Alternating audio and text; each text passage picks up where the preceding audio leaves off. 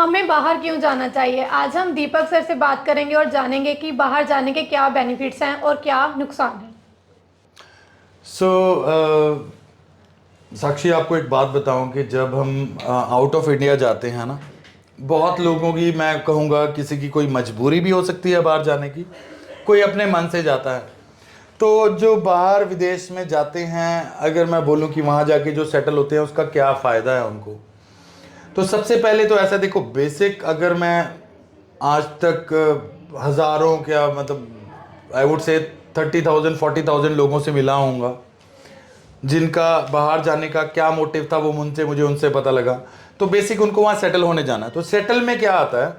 Settle मतलब कि अगर आप मान लीजिए यहाँ पे एक अर्निंग कर रहे हैं, आम तौर पे अगर आप यहाँ पे कोई जॉब कर रहा है तो salaries I would say 15, 20, 25, 30 normal salaries जो आमतौर पे मिलती हैं, तो इसके आसपास आपको सैलरी मिलती है। एक आदमी जो विदेश जा रहा है काम करने, तो I would say approximately 1.5-2 lakh रुपए उसका सेविंग हो जाता है।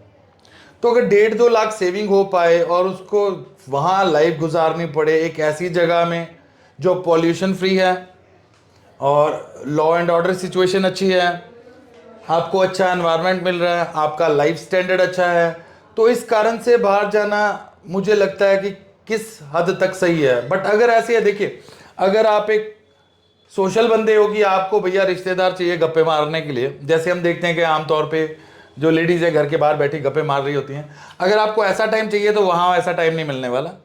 वहाँ पे आप अर्निंग कर सकते हो, वहाँ पे अपना सेविंग कर सकते हो अगर आप चाहें तो। और अगर मैं ये बात बताऊँ तो ज़्यादातर स्टोर्स बड़े कंट्रीज़ में जैसे कनाडा और अमेरिका में, ये ऐसी कंट्रीज़ में ज़्यादातर स्टोर्स पंजाबीज और गुजरातीज़ की है, क्योंकि वो उनको 25-25, 30-30 साल जाते हुए हो गए, तो वो वहाँ एक सेटल्ड लोग हैं।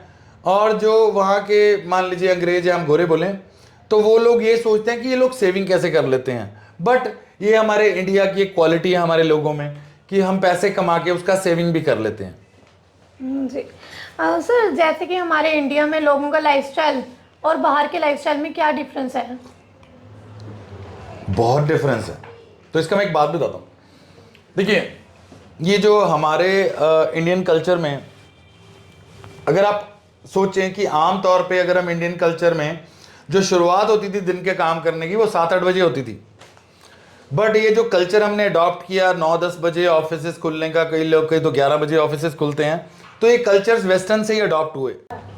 सो लाइफस्टाइल में तो ये बहुत बड़ा डिफरेंस है। जैसे आप बात करें वहाँ पे जो वेस्टर्न कल्चर था वो 10-11 बजे ऑफिस खुलने का था, तो हमारा जो इंडियन कल्चर था दैट स्टार्टेड अप करीबन 8 बजे 7 बजे हमारे काम शुरू होते थे।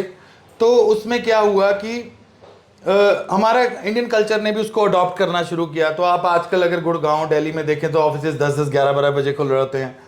तो ये एक इन्फ्लुएंस है वेस्टर्न कल्चर का जो हमारे कल्चर में बीच में अडॉप्ट हो रहा है। बट अगर हम लाइफस्टाइल की बात करें तो वो जो लोग लाइफस्टाइल जीते हैं वो लोग ऐसे जीते हैं कि earn like a coolie, live like a prince. मेहनत करते हैं तो मेहनत करते हैं, फोकस करते हैं तो फोकस करते हैं काम पे, और अगर पैसा उड़ाना है तो वो भी वो नहीं देखते। और हमारे इंडियंस कैसे हैं, पैसा कमाते हैं और सेव करते हैं, इसलिए उनके वहाँ बिजनेसेस खुल गए, इंडस्ट्रीज खुल गई। और मैंने आज तक, मेरे हिसाब से, मेरे नॉलेज में कोई ऐसा बंदा नहीं है कि कोई डेवलप्ड कंट्रीज में गया हो, कनाडा और अमेरिका में, और आज तक सेटल ना हुआ हो। जैसे कि सर कोरोना वायरस जब आया था तब लोगों की इनकम और सोर्स बंद हो गई थी, बट कनाडा की सरकार ने उन्हें बेनिफिशियल दिया लोगों को। ये बहुत बड़ा फायदा। देखिए, अगर हम बात करें कोरोना की, आपने बहुत अच्छी बात कही एंड मुझे अच्छा मिला इससे पॉइंट। देखिए, $2,000 कनाडा ने जो कोरोना में हर किसी सिटीजन को दिया है, वहाँ पे रहने वाले को, स्टूडेंट तक को दिया, जो गया उसको भी दिया। तो आप ये देखिए कि अगर वो लोग किसी दूसरे कंट्री के लोगों को अपने देश में रहते हुए कोरोना वाले टाइम पे 1,20,000 बनता है, बहुत बड़ी अमाउंट है, तो 1,20,000 एक बंदे को दे रहे हैं, तो सोच के देखिए, तो that means they think about those people, अपने लोगों के बारे में सोचते हैं। तो उनका नज़रिया ये है कि हमारे को ह्यूमैनिटेरियन ग्राउंड पे हर किसी को ही सेम बेनिफिट्स प्रोवाइड करने हैं। और अगर ऐसी कंट्री में रहने का मिल जाए तो उनके तो कोरोना में ही चांदी थी, 2 साल 1.5 साल बंद रहा, तो आप मान के चलिए 24 लाख रुपया एक बंदे को साल का कनाडा में रहने का मिला। हम सब पॉपुलेशन की बात करें तो कितनी है?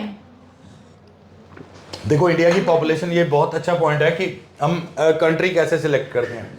देखिए कनाडा में की पॉपुलेशन जो सेंसेक्स से पता लगा था, सेंसस करके, तो करीबन 2023-24 में 4 करोड़ थी। तो अभी 4.5-5 करोड़ से ऊपर नहीं हो सकती। और अगर इंडिया की पॉपुलेशन की बात करें तो 145 के आसपास, उससे ऊपर ही होगी, 145 करोड़। तो इंडिया की पॉपुलेशन कनाडा से 36 गुना ज़्यादा है। और वहाँ के जो एज है, ओल्ड एज लोग ज़्यादा हो रहे हैं, तो उनको वहाँ पे लोग चाहिए। तो अभी रिसेंटली एक बयान आया इमिग्रेशन मिनिस्टर का, उन्होंने बोला कि 2032 तक हम अगर देश की अपने भलाई चाहते हैं तो हमारे को लोग चाहिए जो यहाँ पे आएँ और यहाँ पे आके काम करें और हमारे देश की इकोनॉमी में हेल्प करें। अब इसी का आपको एक चीज़ बताता हूँ। ऑस्ट्रेलिया 2005-6 में, when I was in the starting of the business, तो मेरे को 18 साल हो गए, तो 5-6 में बात करूंगा। उस टाइम आल्स आपको बैंड्स की जरूरत भी नहीं थी, विदाउट आल्स भी लोग जाते थे। आल्स एक इंग्लिश टेस्ट है जो इंग्लिश के लिए पढ़ने के लिए लोग जाते थे। तो उस टाइम विदाउट आल्स भी उन्होंने किया। लोग 1.5-2 साल में वहां पे पीआर हो चुके हैं। तो कई लोग तो उसमें से बहुत सारे लोग सिटीजन भी हो चुके हैं। तो आज की डेट में ऑस्ट्रेलिया में स्टडी वीजा पे आप जा रहे हो तो आपको 9-9, 10-10 साल कॉलेजेस को फीसेस पे करनी पड़ती हैं और उसके बाद आपका वहां पे सिटीजनशिप होता है। और उस टाइम में 1.5 से 2 साल में, तो जब एक अपॉर्चुनिटी चली जाती है तब हम लोग सोचते हैं ओ वो तो हमने छोड़ दिया। तो आज की डेट में आई वुड से कनाडा एक बहुत अच्छी ऑप्शन है, चाहे कंट्रीज के में बीच में मतभेद हुए। बट आज की डेट में बात करूं तो प्राइम मिनिस्टर ने क्लियर कट बोला है कि आपको अगर हमारे को इस कंट्री को चलाना है और हम इंडिया से अच्छे रिलेशन रखने चाहते हैं। सर आपके अकॉर्डिंगली गवर्नमेंट के क्या एडवांटेज होते हैं जो वहाँ के लोगों को मिलते हैं? देखिए अगर आप ये डेवलप्ड कंट्रीज की बात करें तो आई वुड से, अगर मान लीजिए कोई वहाँ पे पीआर है या वहाँ का सिटीजन है तो उसको एक पेंशन मिलती है बुढ़ापे में। अब पेंशन की बात करूँ तो इट्स अप्रॉक्सीमेटली $2,200 के आसपास। तो 1,20,000 आपको बुढ़ापे में मिले तो आप ये सोचिए कि वो आपके लिए एक फ़ायदेमंद चीज़ है कि आपने सारी उम्र कमाई की और आपने गवर्नमेंट को टैक्स भरा। तो गवर्नमेंट आपको आखिरी में जब आप काम नहीं कर सकते, आप रिटायर्ड हो गए हो, तो आपको उसके बाद गवर्नमेंट 1,20,000 पर मंथ दे तो आपको कैसा लगेगा? बहुत अच्छा लगेगा। और साथ में सुनिए, मेडिकल आपका फ्री ऑफ कॉस्ट हो तो आपको ये टेंशन नहीं है मैं बीमार हूँ, मैं बीमार होगी तो मेरी गवर्नमेंट टेंशन ले रही है, पे गवर्नमेंट कर रही है।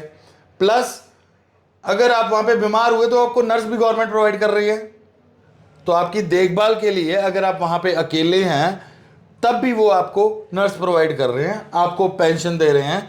तो एक बंदे की स्ट्रेस लाइफ बहुत कम रह गई है ना। हमारे इंडिया में अगर हम बात करें, हम लोग क्या कर रहे हैं नो, हम एक सेविंग करते हैं। सेविंग क्यों करते हैं? कि अगर बुरा टाइम आ जाए तो हम उस पैसे को यूज़ कर सकते हैं। तो बुरा टाइम क्या होगा कि कोई आपके बीमार हो जाए तो उसमें कौन खर्चा करेगा, तो हमारे को पैसा चाहिए। अगर हमारे को बाद में बुढ़ापे में हमारे को खाना पीना कौन देगा, तो वो आपको पेंशन गवर्नमेंट दे, तो वो है। अगर हम देखो मेरे हिसाब से 1,20,000 इज़ इनफ फॉर एनीबडी। अगर एक महीना निकालना हो किसी भी बूढ़े बंदे ने, तो ये एक बहुत बड़े बेनिफिट्स हैं जिसके कारण से उन लोगों के दिमाग में सेविंग नाम की चीज़ ही नहीं होती। तो वो क्या करते हैं, 5 दिन कमाते हैं दबाकर और 2 दिन वो पैसे को ख़राब करते हैं, या उसको बोलो अपनी लाइफस्टाइल अच्छी जीते हैं, घूमते फिरते हैं, अपने शौक पूरे करते हैं। तो आई डोंट थिंक सो अगर किसी को ऐसी ऑप्शन मिले कि मेडिकल फ्री हो उसका, उसकी सेविंग को करने की ज़रूरत नहीं है, उसका नर्स मिले और उसको पेंशन मिले तो वो काम करेगा। तो वो गवर्नमेंट को टैक्स भी ईमानदारी से भरते हैं कि अगर हमारे को, हम गवर्नमेंट की सपोर्ट कर रहे हैं तो गवर्नमेंट हमारी बुढ़ापे में सपोर्ट करिए, और इस कारण से लोग वहाँ टैक्स भी पूरा भरते हैं। सर एक मिडिल क्लास फैमिली जिसकी इनकम महीने की 10 से 15 हज़ार हो, अगर हम मान लें उसकी 25 से 20 हज़ार भी इनकम हो, तो वो उसको बाहर जाना चाहिए कि या नहीं?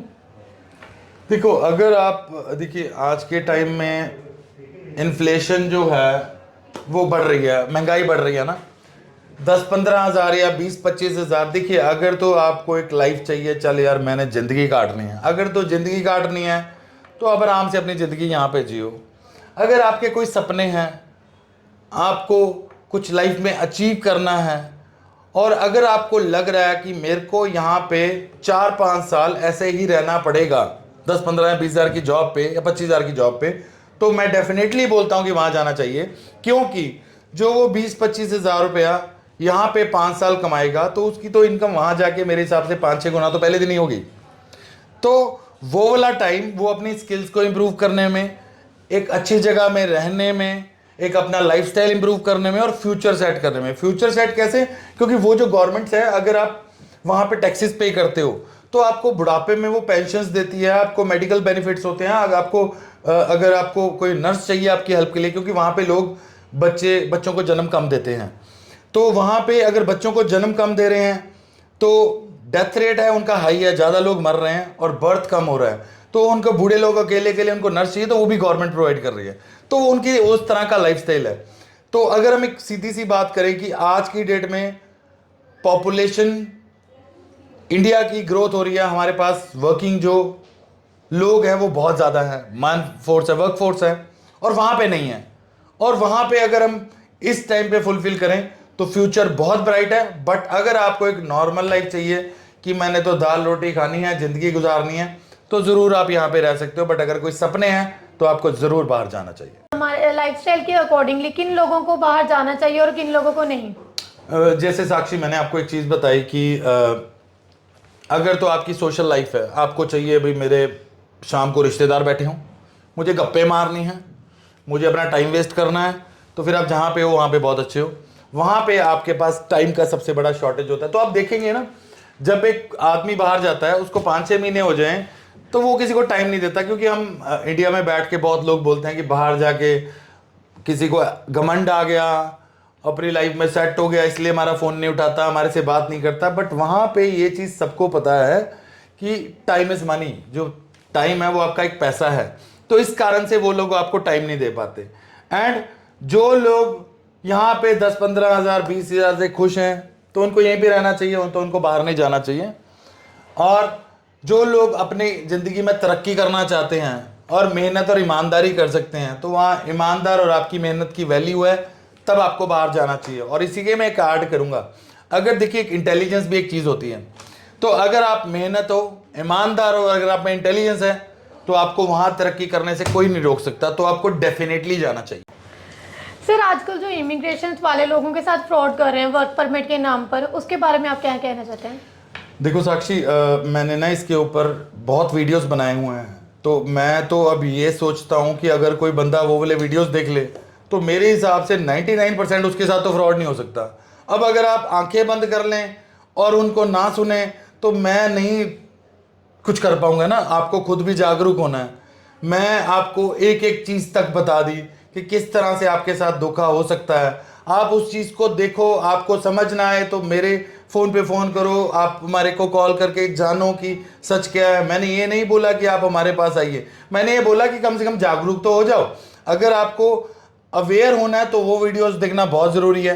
तो इसी चैनल पे आप नीचे मेरे वीडियोस दिए गए हैं, वो सारे वीडियोस चुनिए जिसमें मैंने आपको सारा कुछ बताया हुआ है कि किस तरह आपके साथ फ्रॉड हो सकता है। और मुझे नहीं लगता उसके बाद 1% चांस भी हो कि आपके साथ फ्रॉड हो। तो अगर बचना है फ्रॉड से तो वो वीडियोस देखना बहुत ज़रूरी है। और अगर हम किसी को वो वीडियो शेयर करें तो क्यों किसी की मदद नहीं हो सकती? आज हमारा पैसा खराब हुआ तो हमें दुख होता है, अगर उसका हो रहा है तो क्या हमारे को खुशी हो रही है? तो उसका भी बचा लो ना शेयर करके। तो अगर हम एक दूसरे को जागरूक नहीं करेंगे तो किसका ड्यूटी बनता है? ये हमारा ही बनता है। और आप उन वीडियोस को देखिए, तो आपको अगर कुछ ना समझ आए तो हमारे कॉल नंबर पे फ़ोन कीजिए, तो आपको वो गाइड करेंगे कि आपके साथ कुछ धोखा हो रहा है। चाहे आपकी ऑफर लेटर डुप्लीकेट है, आप वो चेक कराइए, आपका डुप्लीकेट स्टिकर वीज़ा लगाया वो चेक कराइए, कोई प्रोसेस आपको बताया हो जिसमें आपको डाउट हो तो वो चेक कराइए या पूछिए। तो दैट्स फ्री ऑफ कॉस्ट, उसके लिए कोई पैसा नहीं देना। तो मुझे नहीं लगता इसके बाद आपके साथ कोई फ्रॉड होगा। सर, जो लोग ब्लू लाइन विश्वास पर विश्वास करके आपके पास आते हैं, आप उन लोगों की कैसे मदद करते हैं? देखिए, मेरा जो मेन फोकस था, मैं इसके लिए आपको स्टोरी बताऊंगा कि मैं इस फील्ड में आया कैसे। देखिए, 2006-07 के आसपास मुझे एक इंटरव्यू के लिए बुलाया गया यूके एम्बेसी में, जिसमें कि मुझे बोला गया कि आपने जो अपने डॉक्यूमेंट्स हैं वो फेक लगाए हुए हैं। तो मुझे उस टाइम आहत हुआ, तो मैंने ये सोचा कि मैं इंटरव्यू पे जाऊंगा। और मैंने वहाँ जाके, आपको अगर सरप्राइज्ड हो गए, आप शॉक्ड भी हो गए कि मैंने वहाँ जाके उनको बोला कि मुझे आपका वीज़ा नहीं चाहिए। मैंने एडमिनिस्ट्रेटिव रिव्यू में अपने आप को इंटरव्यू पे बुलाया, तो मुझे उन्होंने बताया कि आपका डॉक्यूमेंट्स हमें फेक लग रहे हैं। तो मैं इंटरव्यू पे गया और मैंने इंटरव्यू पे जाके उनको क्लियर कट बोला, मुझे ये दाग है मेरे पासपोर्ट पर, ये मुझे आपकी कंट्री में नहीं जाना और मुझे ना ही वहाँ पे कुछ करना। तो मैंने देखा कि जो वीज़ा ऑफिसर्स हैं वो मेरी हेल्प कर रहे थे मेरे को जानने में कि मैं ओरिजिनल हूँ, डुप्लीकेट हूँ। उन्होंने मेरे से 15 मिनट बात की और बहुत ही सुहावने ढंग से उन्होंने मुझे भेजा वापस, क्योंकि उनका डिसीजन उस टाइम नहीं देते थे, यूके में साथ के साथ नहीं आता था। तो उन्होंने बोला कि आप जाइए, हम अपना डिसीजन आपको 1 हफ्ते में भेज देंगे। और आप मानेंगे कि मेरा 4 दिन के बाद मेरा यूके का वीज़ा आ चुका था। वो मैंने दिखाया अपने वीडियो में, जो मेरे यूके, अमेरिका, कनाडा। उसके बाद फिर मैंने सारे सीक्वेंस में सारे कंट्रीज़ के वीज़ा लिए, क्योंकि इमिग्रेशन कोई स्टडी नहीं है, ये आपका एक एक्सपीरियंस है कि इमिग्रेशन लॉयर्स की आपकी बात हो पूरे वर्ल्ड में, जो भी बड़े बड़े कंट्रीज़ हैं, तो उनसे आप गाइडेंस लेते हैं और आप आगे बढ़ते हैं। एंड हमारे यहाँ पे मेरा जो मेन मोटिव रहता है कि एक माइंडसेट है, एक वीज़ा ऑफिसर है, उसको हमने अपनी डॉक्यूमेंटेशन से, अमेरिका में आपको इंटरव्यू से हमारे को सेटिस्फाई करना है। तो I don't think so that's a big task, but एक इंटेलिजेंस चाहिए आपकी फाइल को किस तरह से बेस्ट लगाया जाए और आपको अपनी मंजिल तक पहुंचाया जाए। अगर हम किसी की ईमानदारी से हेल्प कर सकते हैं तो फ्रॉड करने की क्या ज़रूरत है। फ्रॉड वो करता है जिसको इस काम के बारे में नॉलेज नहीं है, फ्रॉड वो करता है जिसको पता ही नहीं करना क्या है। तो अगर किसी को नॉलेज है तो वो आपसे फ्रॉड नहीं करेगा। और बाकी जो मैंने आपको बताया कि वीडियोस देख के आप अपने फ्रॉड को बच सकते हो उससे, वो देखिए। अगर आपको नॉलेज नहीं मिलती तो मैं रिस्पॉन्सिबल हूँ उसका। तो आई वुड से कि अगर हम एक ह्यूमैनिटेरियन ह्यूमन्स है ना, हमको एक दूसरे से धोखा करने की ज़रूरत क्या है। अगर हम एक दूसरे की हेल्प करें, तो मैं 18 साल से काम कर रहा हूँ, मैं कहता हूँ कि मैं ईमानदारी से काम कर रहा हूँ, तो वो आपको खाना फिर भी आ जाएगा। तो ईमानदारी से क्यों नहीं खाया जाता। यही फ़र्क है कि आई वॉन्ट कि सारे ही लोग, अगर आप काम कर रहे हैं इस फील्ड में, तो एक अगर नहीं आता तो छोड़ दो, अगर आता है तो मेहनत कर लो, तो आपका भी रिजल्ट अच्छा आएगा और आपको भी भगवान आपका काम पूरा करेंगे और आपको ज़िंदगी में तरक्की मिलेगी। तो आज मेरे पास क्या है, एक लोगों का प्यार है, जो मैं मानता हूँ कि ये भगवान की कृपा से ही मिला। थोड़ी सी मेहनत की या ज़्यादा की वो मुझे पता है, बट आई नो कि अगर आपका दिल और ईमान साफ़ है तो अल्लाह, भगवान, वाहिगुरु भी आपको रास्ता दिखाता है। हमारा टेलीग्राम चैनल है, ब्लू लाइन विश्वास का फेसबुक चैनल भी है, इंस्टाग्राम चैनल है, यूट्यूब चैनल है, तो उसमें आप जुड़ सकते हैं, ताकि आपको मैं पोस्ट करके वीडियोस और आप किस तरह जागरूक हो सकते हो, वीज़ा किस तरह आते हैं। मैं वीज़ा के साथ साथ इन्फॉर्मेशन देता हूँ कि आपकी उस फाइल में कई गलती आप वो ना कर दो जो किसी और ने की थी, या इनका वीज़ा इस कारण से आया था, ताकि आप उस तरीके से अपनी फाइल लगाएं, तो वो बहुत बेहतर रहता है और ये एक बेस्ट चीज़ है जो आप कर सकते हैं।